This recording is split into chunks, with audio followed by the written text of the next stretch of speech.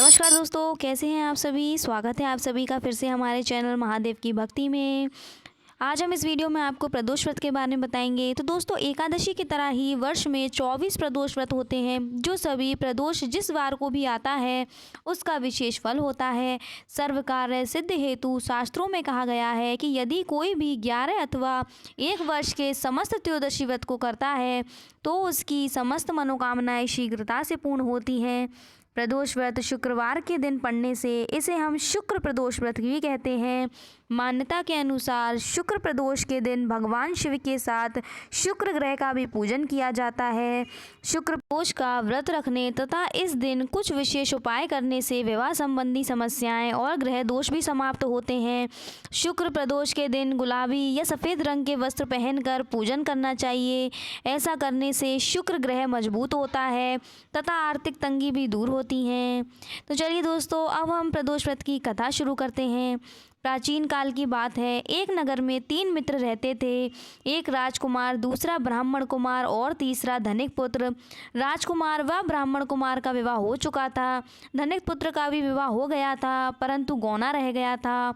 एक दिन तीनों मित्र स्त्रियों के बारे में चर्चा कर रहे थे तो ब्राह्मण कुमार ने स्त्रियों की प्रशंसा करते हुए बोला कि स्त्रियों के बिना तो घर भूतों का डेरा होता है।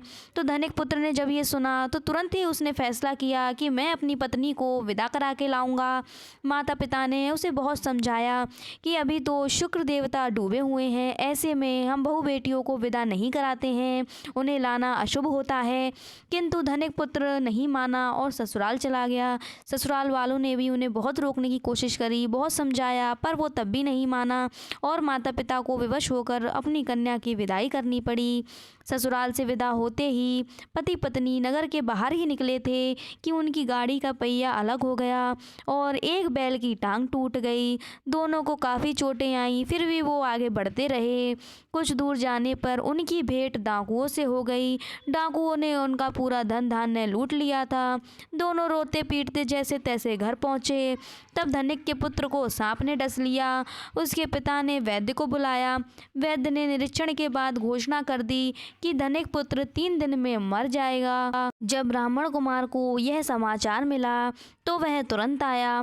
उसने माता पिता को शुक्र प्रदोष व्रत करने का परामर्श दिया और कहा इसे पत्नी सहित वापस ससुराल भेज दें। यह सारी बाधाएं इसीलिए आई हैं क्योंकि इसने शुक्रास्त में अपनी पत्नी को विदा कराया था। यदि यह वहां पहुंच जाएगा तो बच जाएगा। धनिक को ब्राह्मण कुमार की बात ठीक लगी। उसने वैसा ही किया। ससुराल पहुंचते ही धनिक कुमार की हालत ठीक होती चली गई। शुक्र प्रदोष व्रत के महात्म्य से सभी घोर कष्ट टल गए। तो दोस्तों, जो इस व्रत को करता है तथा इसकी कथा सुनता है उसके सभी कष्ट दूर हो जाते हैं। दोस्तों, अब हम इस व्रत का महत्व बताएंगे। प्रदोष व्रत अथवा त्रयोदशी व्रत मनुष्य को संतोषी व सुखी बनाता है। इस व्रत का संपूर्ण पापों का नाश होता है। इस व्रत के प्रभाव से विधवा स्त्री अधर्म से दूर रहती है और विवाहित स्त्रियों का सुहाग अटल रहता है।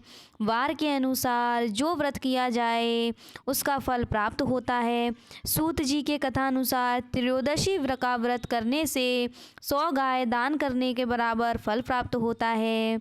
इसी के साथ कथा समाप्त होती है। आपको मेरी कथा पसंद आई हो तो मुझे कमेंट बॉक्स में कमेंट करें और मेरे चैनल को सब्सक्राइब करें।